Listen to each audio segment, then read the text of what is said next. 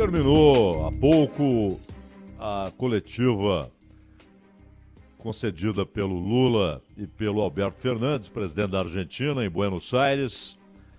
O Lula foi até a Argentina a um encontro de chefes de Estado lá. E, aliás, vale notar aqui que o próprio Lula e sua equipe haviam confirmado que ele conversaria reservadamente com o Nicolás Maduro, mas o governo da Venezuela anunciou o cancelamento do encontro porque a ideia é que Maduro não vá para a Argentina. Há um problema que inicialmente foi até manifestado publicamente pelo governo venezuelano com relação ao avião que levaria Maduro e também o Díaz-Canel, o presidente de Cuba, o mesmo avião. Porque essa companhia, ela é acusada em outros países, inclusive nos Estados Unidos, de ser utilizada para tráfico de drogas e para outros delitos, contrabando de mercadorias. Todo mundo sabe que a Venezuela tem um problema com o roubo de ouro. Essa riqueza nacional tem sido extraviada, mandada para outros países, depositada em bancos, inclusive muita gente acusou o Maduro e alguns generais venezuelanos de participarem desse crime, de serem agentes diretos desse roubo, mas o fato é que um avião que pousou na Argentina tempos atrás, no ano passado, ele não pôde levantar voo. A tripulação ficou ali detida, né? E não eram apenas venezuelanos, havia também iranianos na tripulação, porque havia um pedido dos Estados Unidos para que aquele avião ficasse retido, e a justiça argentina concordou com esse pedido e determinou essa ação ao Ministério da Justiça da Argentina. E havia um receio do Maduro de que uma viagem à Argentina no avião da mesma companhia, uma companhia venezuelana, poderia provocar o mesmo problema, e aí numa situação muito mais complexa e constrangedora, porque o avião estaria levando o presidente da Venezuela e o presidente de Cuba. Na verdade, dificilmente ocorreria alguma coisa, porque o Joe Biden tem tentado amenizar as tensões ali com a Venezuela. As sanções ainda estão valendo, legalmente válidas ainda. Há, inclusive, um pedido de captura do Nicolás Maduro, com premiação, aqueles que você via no Velho Oeste, né? Procura-se com o prêmio ali para quem caçasse o sujeito. No caso do Maduro, $1,5 milhão. Então ele já tem muita dificuldade para concordar com viagens internacionais. Sair de Caracas, sair da Venezuela, é um risco para o Maduro. Mas ele foi convidado, havia aceitado o convite feito pelo Alberto Fernandes, mas ontem houve essa manifestação do governo venezuelano, que ele tinha receios sobre o que aconteceria com o avião em que ele viajaria para a Argentina. O outro ficou lá, detido em Ezeiza, no aeroporto internacional de Buenos Aires. E com um constrangimento duplo, né? Já que ele daria uma carona para o Díaz-Canel. Talvez por isso, Maduro tenha decidido cancelar, anunciar o cancelamento, porque ele fez a coisa por etapas, né? Ele anunciou o cancelamento da conversa com Lula, em vez de dizer, ó, não vou viajar. Até porque a conversa talvez ocorra com o uso da tecnologia, uma videoconferência, né, entre os dois.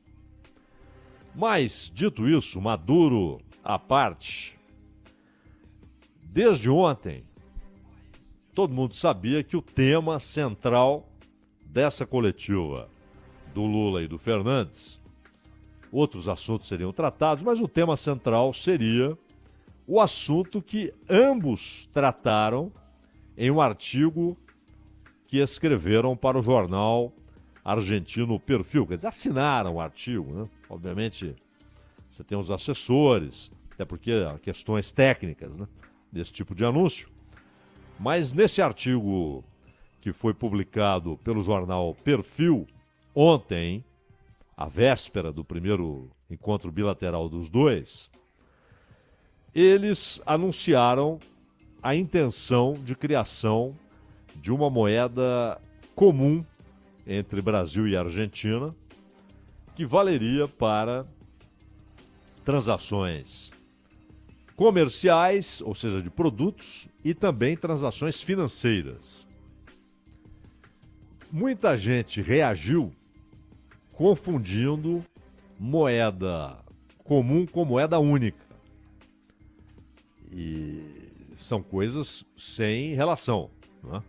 Uma coisa é a moeda única. Os países que aderiram ao euro, eles têm uma só moeda. Então a Alemanha abandonou o marco, a Itália abandonou a lira, e a França abandonou o franco, e a Espanha abandonou o peso, Portugal abandonou o escudo e aderiram ao euro.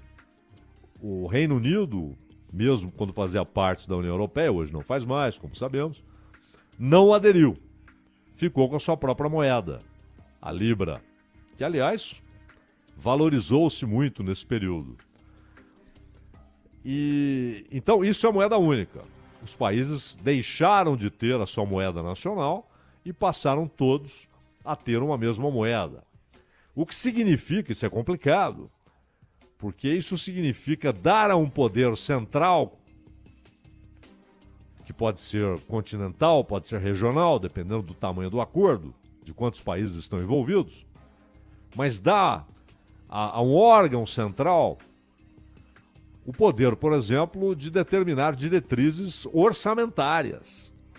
Então os países vão perdendo soberania, porque não tem moeda mais. Não emitem a própria moeda. Perdem a condição de soberano emissor da moeda. E quando você perde a condição de soberano emissor da sua própria moeda, da moeda que circula em seu país, que o seu povo usa, você está perdendo autonomia, inclusive para fazer orçamento.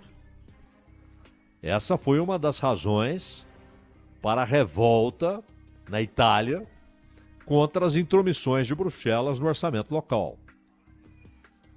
Provocou os problemas que provocou na Grécia e, ao mesmo tempo, porque se você tem uma só moeda, qualquer ação de um país que possa, por exemplo, a crise na Grécia, que não respeitou determinadas diretrizes fiscais, etc., aquela crise na Grécia mexeu com a economia da França, da Alemanha, da Espanha, de Portugal. Então você passa a ter uma responsabilidade que vai muito além da sua fronteira. Você passa a ter uma responsabilidade continental ou regional, dependendo do tamanho do acordo, de quantos países são envolvidos. Então a moeda única, ela traz uma porção de problemas e ela só pode ser concebida como resultado de uma série de avanços, não apenas políticos, econômicos, comerciais, mas jurídicos. É preciso uma legislação comum, porque todos aqueles povos ficam sujeitos à perda de valor da própria moeda, perda de poder aquisitivo, ou a processos inflacionários, recessões, dependendo do comportamento de 1, 2, 3 países. Não é fácil. E a União Europeia, que na verdade o embrião dessa união está lá na década de 50, você tem 70 anos. E já havia até concepções anteriores feitas pelo Napoleão Bonaparte, né?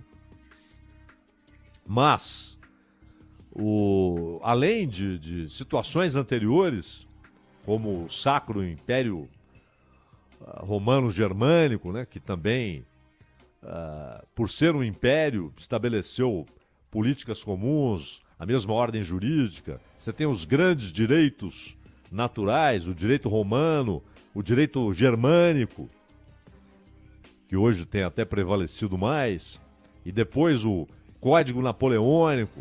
Então você vai formando uma história comum, mas também desavenças comuns, guerras, etc. E mesmo com todo esse processo longo, histórico, A União Europeia está cheia de problemas. E a moeda comum, muitas vezes, torna-se um problema. E uma reação cada vez maior a esse eurocentrismo ali, ao domínio de Bruxelas, né, sobre as legislações nacionais, sobre orçamentos nacionais, a perda de importância de parlamentos locais e até de governos locais. Isso gerou muitos ressentimentos e é uma crise quase permanente. Ela é constantemente desafiada, a União Europeia, e particularmente a zona do euro.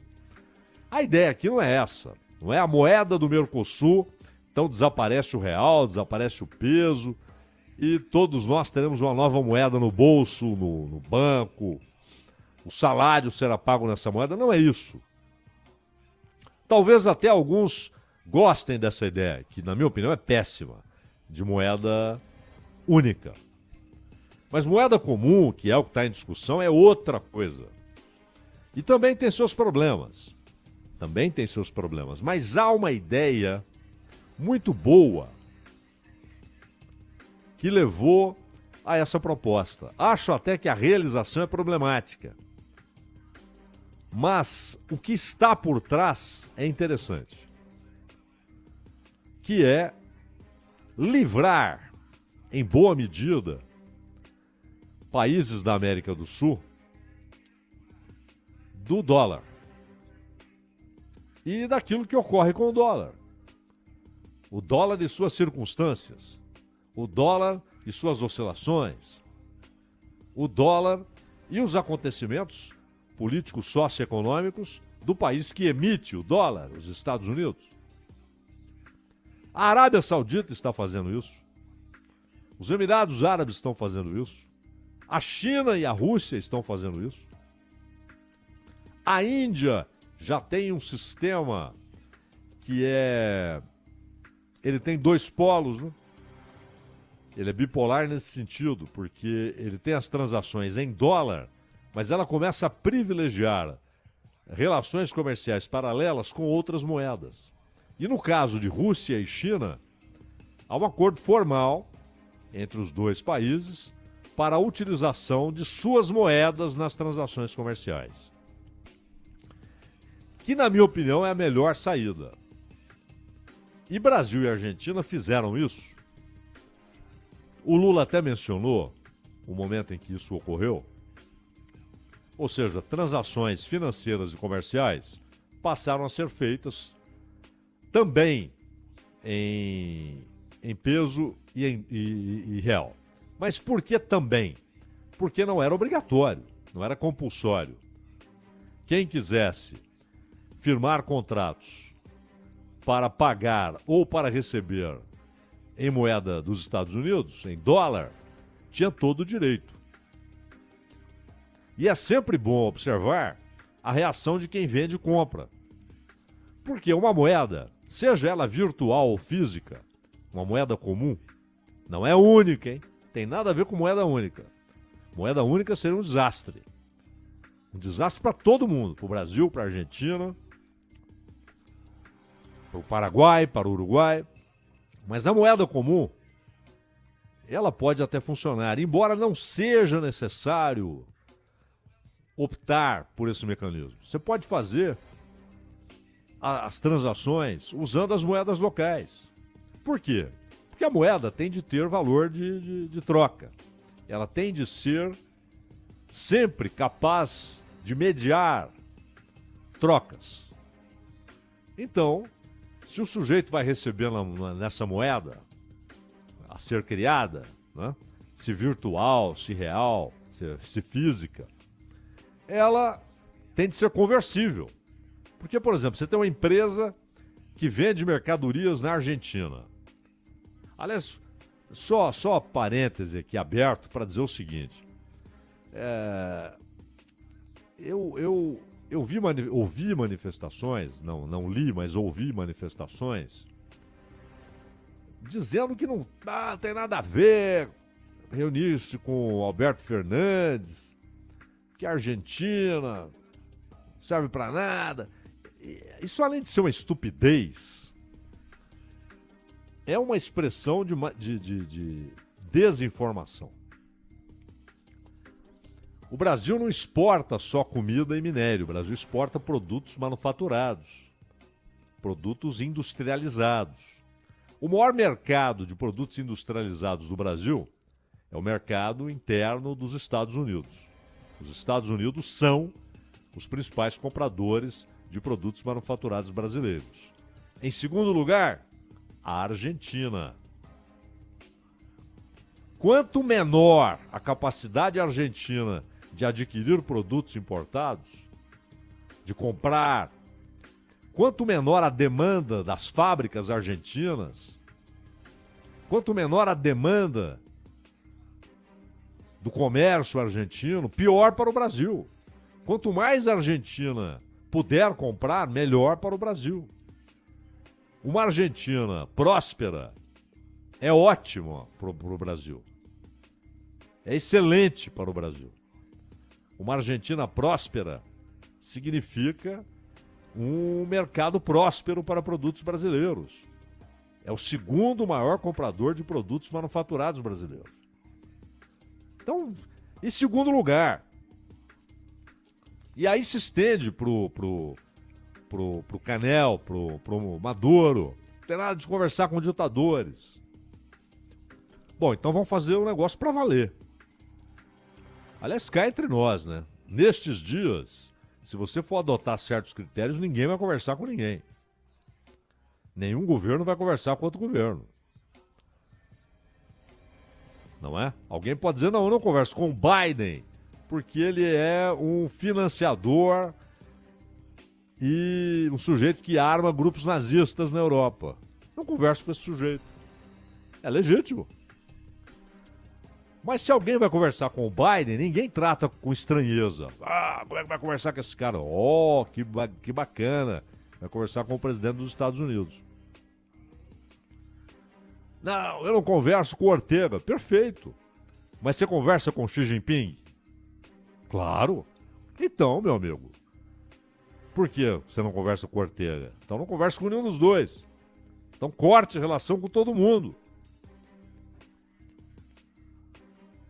Essa hipocrisia, veja o caso dos Estados Unidos. Você veja que os Estados Unidos refere-se ao Irã como o país que tem um regime inaceitável por ser uma ditadura. É uma ditadura? É. Mas a Arábia Saudita não está sob esse critério, não sofre com esse critério. Não existe esse critério nas relações com os sauditas. Ou com o governo militar do Egito, o governo militar egípcio. O governo militar egípcio foi eleito? Foi. Mas é basicamente a volta da situação que havia com o Mubarak. Então os Estados Unidos lidam com situações que, se eles fossem usar com honestidade determinados critérios que anunciam, eles deixariam de ter relação com países com os quais eles nem pensam em deixar de ter relações, porque são imprescindíveis. É o caso da Arábia Saudita. Importantíssima no fornecimento de petróleo e na compra de armas. O Egito, importantíssimo na compra de armas. Então essa hipocrisia é geral. Mas, se ela está misturada, é uma amálgama dessa hipocrisia com a diplomacia, com as relações internacionais dos Estados, o jornalismo não tem de se contaminar por isso. Então, você deve usar o critério. Não tem de conversar com qualquer regime ditatorial, seja um Estado totalitário, seja um Estado onde você tem autocracia. Pode ser um Estado totalitário como a China, a Coreia do Norte, ou uma autocracia como a Rússia, como a Nicarágua. Não é para conversar com ninguém, tá bom. Mas use para valer os critérios, você vai deixar de conversar com todo mundo. Então esse é o primeiro ponto. Segundo ponto é o que você conversa. Aliás, o Brasil tem uma grana para receber da Venezuela, está em torno aí de 6 bi. Dificilmente vai receber, né? Mas é obrigação do governo brasileiro cobrar, porque o dinheiro não é do governo, não é do Lula, não era do Bolsonaro, não é? É um dinheiro do povo brasileiro, deve ser cobrado. Se vai receber ou não é outra história. Mas há outras coisas a serem conversadas, inclusive a possibilidade do Brasil ajudar a Venezuela a sair do buraco em que ela se encontra. A Venezuela foi, em 2022, o país com os mais graves índices de desnutrição, de fome, em toda a América Latina. Na verdade, nas Américas, né? Óbvio. Óbvio que o Canadá e os Estados Unidos não têm uma situação pior do que a da Venezuela. Embora haja gente também que passa fome nos Estados Unidos. Mas a Venezuela, ela teve até um crescimento alto, mais de 12%, só que ela, por cento em cima do quê, né? Sobre o quê? A partir do quê? São anos e anos de desabando a economia. E quem puder socorrer, deve socorrer. Deve socorrer o povo venezuelano. E você não vai fazer isso sem passar pelo Estado venezuelano. Então depende do que você conversa. Mas você vai conversar, claro que vai conversar. Por que você não pode conversar com o Canel Dias e pode conversar com o Biden? Mas use os critérios reais, hein? Use os critérios reais. Então, com relação à moeda, o Lula falou, olha, eu não entendo muito disso. Quando perguntado lá pelo Kennedy Alencar, eu não entendo muito disso. Eu não sou ministro da Fazenda, eu sou presidente. Mas aí ele fala, a ideia é não depender do dólar. Mas isso é possível sem a moeda comum. Você pode fazer, porque o sujeito que compra, aquele cara que vai vender para a Argentina, ele precisa daquele dinheiro para comprar coisas no exterior. Ele busca insumos, ele busca mercadorias, máquinas, muitas vezes não encontradas aqui. Então, essa moeda tem de ser conversível, porque ele vai receber nessa moeda. Aí ele vai ter de passar para real, passar para dólar. Não é? E aí, qual vai ser o valor de troca dessa moeda? Na conversão, para dólar ou para real?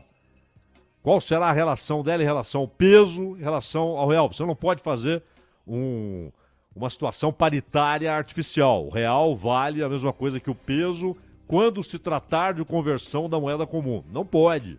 Isso vai atropelar a realidade econômica e a realidade econômica não se deixa atropelar. Ela que vai atropelar a intenção política. Então é preciso saber grau de conversibilidade, capacidade de conversibilidade, aceitação dos que trocam a moeda. Tá bom, você me dá essa moeda comum, vamos chamar ela de Y. Você me dá Y e eu te entrego o dólar, ou eu te entrego o real. É preciso saber capacidade de conversão. Então é um negócio longo. O próprio Alberto Fernandes falou, não tem ideia de como será. É uma intenção. Mas espero que não abandonem a possibilidade de que as trocas sejam feitas com real e peso. Como estão fazendo, repito, Rússia, China, Arábia Saudita, Índia, Egito, Emirados Árabes, cada vez mais.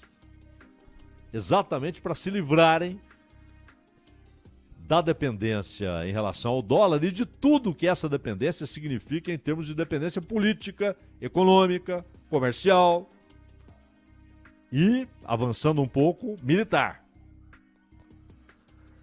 Eu espero até amanhã a gente falar mais sobre esses encontros, porque há também uma outra questão que é como os países da América do Sul irão se posicionar diante do novo grande confronto que está anunciado.